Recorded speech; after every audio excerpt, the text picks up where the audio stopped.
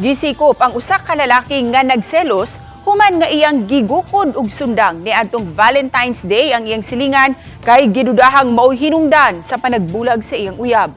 Samtang nagkataas ang mga kaso sa Vauci sa Talisay City. Atong sayran sa report ni Femery Dumabo. Dag-atubang na og kasong grave threats kining 29 anyos nga lalaki nga si alias Bert. Human siya nasikop sa mga niresponding barangay tanod sa barangay Haklupan, Dakbayan sa Talisay. Human iya untang gitigbas ang iyang silingan nga si alias Jake, 29 anyos, niadtong Valentine's Day o February 14, pasado 7 sa gabi.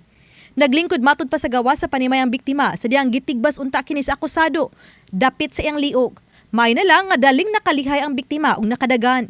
Sa pakisusi sa kapulisan, selos ang motibo niini. Human nga sa niaging tuig pa matod nagbahad ang suspetsado batok sa biktima.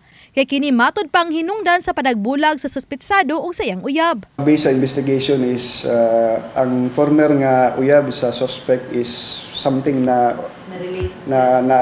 karelasyon no kauyab ba sa biktima o niya murag mao nahimo nga rason nga nagbulag sila sa iyang former nga girlfriend. Accordingly kuan ko ron murag anagi kasuko ang baong suspect sa victim nga makitaan ko niya iya kanang tigbason. Matod pa ang biktima ug ang kanhi uyab sa suspetsado nagbuwag na usab.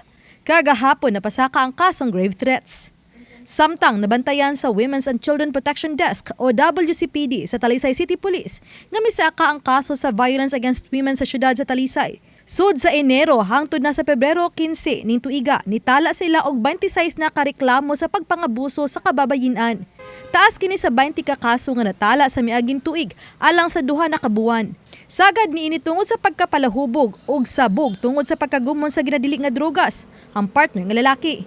Ilahang partner and koan is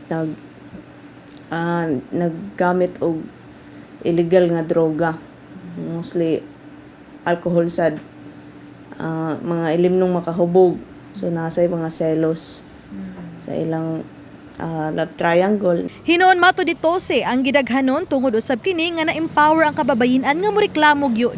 Human sa pipila nila ka mga gihimong information drive og pakigtambayayong sa Talisay CSWD og mga gender and development ogad sa barangay. Positibo ra gihapon kay misag nitaa, so at least ilaha dili na sila mahadlok mo duol sa amua.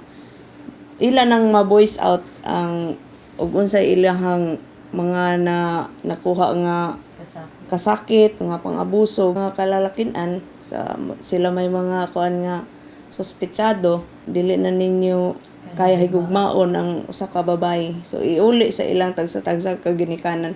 Sa 26 ka kaso, 5 niini ang napriso, ang gireklamo ug 4 ang napasakaan og kaso. Uban ni Clifford Lumayag ug Rod Prado, Femery Dumabok. Balitang Bisdak.